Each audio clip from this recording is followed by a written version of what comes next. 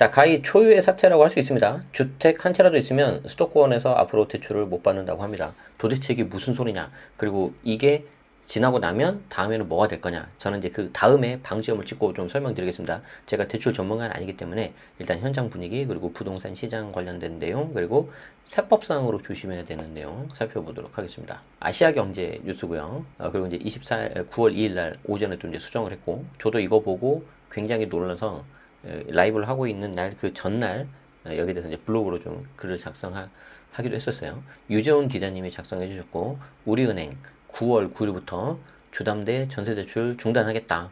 딱 일주일 남았네요. 일주일 동안 엄청나게 대출 관련 금융기관에 계신 분들은 바쁘실 것 같습니다. 한번 보도록 할게요. 우리은행이 주택을 한 채라도 소유한 경우라면 서울 등 수도권의 주택을 추가로 구입하기 위한 목적의 대출을 전면 중단키로 했다.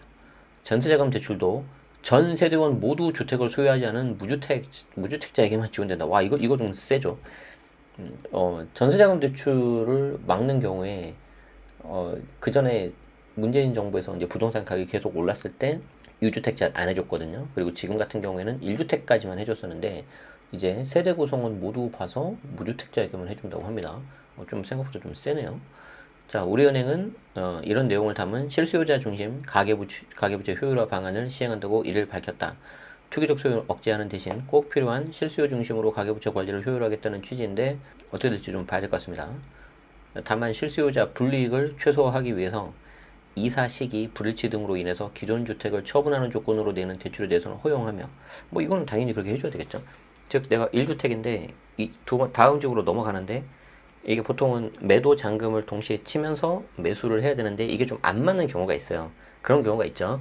그런 경우에는 일시적으로 말 그대로 잠깐 2주택자잖아요. 그런 경우까지 막으면 이제 실수요자 불이익이 받을 수가 있기 때문에 기존 주택을 처분하는 조건으로 대출에 대해서는 허용해 주는데, 저게 이제 처분 조건이 뭐 2년이 될지 3년일지는 좀 봐야 될 것 같은데요.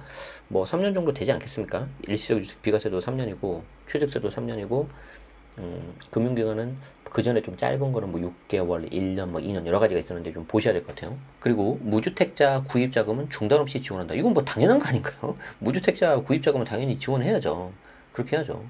전세대출 경우에는 전세 연장인 경우와 오는 8일 이전에 전세 계약을 체결하고 계약금을 지급한 경우라면 주택 소유자라고 하더라도 전세자금 대출을 지원해서 혼란을 최소화하겠다는 방침이다. 그러니까 기존에 전세 계약이 되어 있는데 이걸 좀 연장하는 케이스, 그런 경우는 이제 우리가 해주겠다.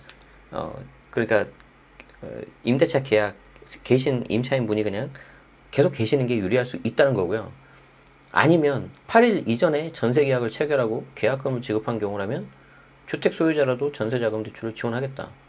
그러니까 9일부터 우린 시행할 거니까 일주일 남았으니까 그 전에 빨리 하세요 지금 이건데, 야, 날짜가 저렇게 적어가지고, 그쵸? 자, 우리은행은 또 은행 창구를 방문해서 다른 은행의 주택담보대출, 대환대출을 요청하는 경우도 제한하기로 했다. 대환대출 인프라를 이용한 갈아타기 서비스는 개요 그래도 허용한다. 자, 그리고 이제 또 재밌는 거 나오죠. 주택담보대출 최장 만기는 기존 40년에서 30년으로 축소한다. 자, 이렇게 되면은 매달 나가는 원금하고 이자가 올라가겠죠. 자, 그러면 그게 올라간다면 소득 대비 갚을 수 있는 범위 내에서 대출을 받도록 하는 총 부채 원리금 상환 비율, 즉 DSR의 금액이 어떻게 되겠어요? 커져버리겠죠. 그렇게 되니까 이제 한도가 그만큼 40% 넘으면 안 되잖아요, DSR이. 그러니까 내가 받을 수 있는 한도가 그만큼 줄어들겠죠. 이렇게 DSR이 상승하면 연소득 5천만 원 차주가 대출금리 4.5%로 대출을 받는 경우 대출 한도는 3억 7천에서 3억 2,500만 원으로 4,500만 원, 약 12%가 줄어든다. 말이 4,500만 원이지 현금 4,500만 원이 큰 돈이지 않습니까? 엄청. 그쵸? 그러니까 이제 이게 또 이제 갑자기 부족해질 수가 있는 거죠. 자, 그러면 제가 이 기사를 가져온 목적이 바로 이겁니다. 자, 지금 분위기를 보면은 전반적으로 대출 규제가 슬슬 되더니 갑자기 이제 막 급작스럽게 지금 오고 있단 말이에요. 자, 그렇게 되고 있는데, 자, 4,500만 원, 5천만 원, 뭐 어떤 경우에 1억, 2억 이렇게 부족한 경우가 생기겠잖아요. 그럼 저 부족한 걸 어디다 하겠습니까? 여러분들 기본적인 상식이죠. 담보대출을 먼저 받고 그 다음에 신용대출 받으셔야 되죠. 신용대출 먼저 받으면 잘못하면 담보에서 문제 생길 수가 있어요.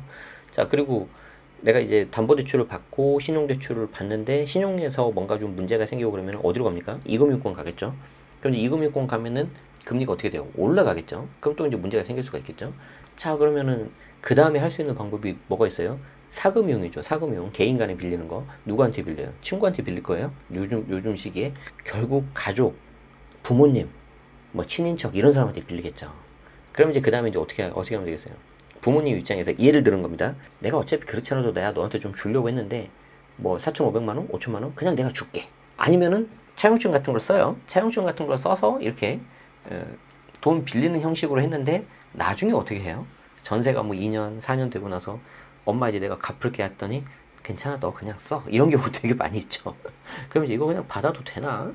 그거에 대해서 이제 자금 조달, 자금 출처 이런 이슈가 엄청 많아질 것 같습니다. 제가 봤을 때. 그래서 그걸 말씀드리려고 가져왔습니다. 한편 아파트 입주자금 대출은 기존 우리은행이 이주민의 중도금을 취급했던 사업지 위주로 운영하고 그 외 사업지는 제한적으로 참여할 계획이다. 무슨 말이냐면 집단대출이라고 하잖아요. 예를 들어서 뭐 여러분들 뭐 너무 잘 아는 저쪽에는 이제 둔촌주공 뭐 거기 이제 너무 어마어마하죠. 뭐 이제 둔촌주공 같은 경우에는 너무 이제 크니까 어떻게든지 지원이 될 것 같은데 일반적인 뭐 1000세대, 2000세대, 뭐 5000세대 엄청 그런 막 대잔지라든지 일반적인 경우에 우리은행 기준 입장에서 봤을 때 우리은행이 기존의 이주비나 중도금 대출을 이미 취급했다. 그러면 그냥 계속 가고 그런 경우가 아니라면 우리는 제한적으로 그러니까 많이 가지 않겠다라는 거예요. 그러니까 지금 어떤 스탠스입니까? 엄청 지금 정부의 지금 눈치를 보고 있는 거죠. 규제 산업이라서 그래요. 금융권이. 자, 은행 간 과당 경쟁을 자제해서 꼭 필요한 자금만큼만 금융소비자에게 흘러갈 수 있도록 할 목적이다. 이게 그러니까 지금 행간을 잘 보셔야 되는데 이게 이제 언론사에 있는 기사인데 마치 이 언론사가 우리은행의 입장을 대변하고 있는 그런 느낌 들지 않아요? 미스터 정부님 우리 이렇게 안 할 테니까 오케이? 약간 이런 느낌. 자, 우리은행 관계자는 최근 가계대출 증가세가 지속됨에 따라서 투기 수요 방지를 위한 대출 관리 방안을 시행키로 했다. 다만 무주택자 등 서민과 실수요자에 대한 공급은 지속적으로 제공을 해서 전체 가계대출 운용의 효율성을 기할 계획이다. 몇 년 전에 있었던 내용하고 똑같습니다. 멘트가 똑같아요. 역사는 반복된다. 자, 그래서 여러분들이 일단 아셔야 되는 게 뭐냐면 9월 9일부터 우리은행 대출 규제가 이제 조금 더 심화되고 우리은행이 이렇게 간다고 한다면 이제 다른 4대 은행이 있지 않습니까? 신한, 국민, 우리, 하나 이렇게 4개 빅 4가 있는데 이제 비슷하게 가겠죠. 같은 레벨이니까. 자, 그러면 이제 그 다음에는 이제 어디로 가겠습니까? 사람들이 풍선 효과로 이금융권이라든지 다른 데 가니까 그 다음에 이제 이금융권 이제 또 막을 거예요. 자, 그러면 그 다음 어떻게 되는 거예요? 이제 드디어 이제 사금융 쪽으로 가겠죠. 그래서 지금 정부의 스탠스가 지금 좀 어떻게 바뀌는지를 여러분들이 좀 잘 보셔야 돼요. 딱 한 달도 아직 안 됐는데 굉장히 지금 급박하게 돌아가고 있거든요. 자, 무슨 말이냐면 8월 8일 뭐가 나왔습니까? 공급 대책이 나왔죠. 이때 여러분들의 어떤 반응, 전반적인 반응은 뭐였어요? 뭐, 에이, 뭐 잘 되겠어? 약간 이런 분위기였잖아요. 맞죠? 자, 그리고 곧바로 그 다음날 어떻게 나왔습니까? 그린벨트에 대해서 토호제 묶어버렸죠. 그리고 여기서 이제 서울시가 굉장히 재밌는 말을 하지 않습니까? 자, 토호제 추가로 지정할 수 있다. 그러니까 이제 신고가 같은 거 나오면 우리가 가만히 보진 않겠다. 이렇게 나왔죠. 자, 그 다음에 어떻게 됐어요? 8월 13일 14일인가? 어쨌든 14일날 발표고 뭐 13일 했으니까 자, 정부가 집값 띄우기 같은 이상거래에 대해서 전수조사하겠다 나왔죠. 이거 나왔잖아요. 그쵸? 그래서 여기서부터 갑자기 좀 뭔가 이렇게 좀 틀어지는 느낌이 딱 들지 않아요? 그쵸? 자, 그리고 8월 하순에 더 접어드니까 대출 좀 축소하겠다 이런 말들이 나오고 있죠. 그쵸? 그리고 9월 1일 딱 되니까 기다렸다는 듯이 우리은행에서 우리 9일부터 맞겠다 이렇게 하고 있죠. 그 전에 8월 하순에 또 누가 먼저 선빵을 날렸어요? 신한은행이 조건부 전세자금 대출 이제 안 하겠다 이렇게 나와버렸죠. 자, 그러면은 지금 분위기를 잘 봐야 돼. 지금 여기서 우리가 봤을 때 별로 이랬단 말이야. 별거 없구만. 근데 여러분들이 그런 태도가 하면 안 된다니까요. 이게 정부가 아무리 좀 나약해 보이지만 결정적인 순간에는 칼을 빼들 수가 있어요. 이거 조심하셔야 돼요. 어떤 정부든지 간에. 자, 그리고 나서도 이제 토호제 묻고 서울시장이 뭐 서초 반포 이런 경우에 신고가가 나오고 있는데 이렇게 계속 나오면 우리 전체 구를 묶어버리겠다. 그러니까 이때도 그냥 그랬잖아. 맞죠? 그리고 막 사직했죠. 자, 그랬더니 집값 띄우기 이상 거래에 대해서 국토부가 합동조사를 하겠다 그랬잖아요. 여기만 해도 그냥 그런가 보다 했죠. 전 유튜브에서 분명히 이거 말씀드렸는데. 그런데 갑자기 신한은행이 야, 조건부 전세자금 전세 제출 막아버리겠다. 그러니까 이때부터 약간 좀 술렁거렸지. 약간 좀 이상하다? 근데 갑자기 이제 우리은행 나온 거죠. 이해되죠, 지금? 자, 그럼 이제 여기서 이제 더 중요한 게 뭐예요? 넥스트야, 넥스트. 넥스트. 신해철의 넥스트가 아니라. 이제 어떻게 될 거냐, 그 다음에. 자, 그럼 잘 봐요.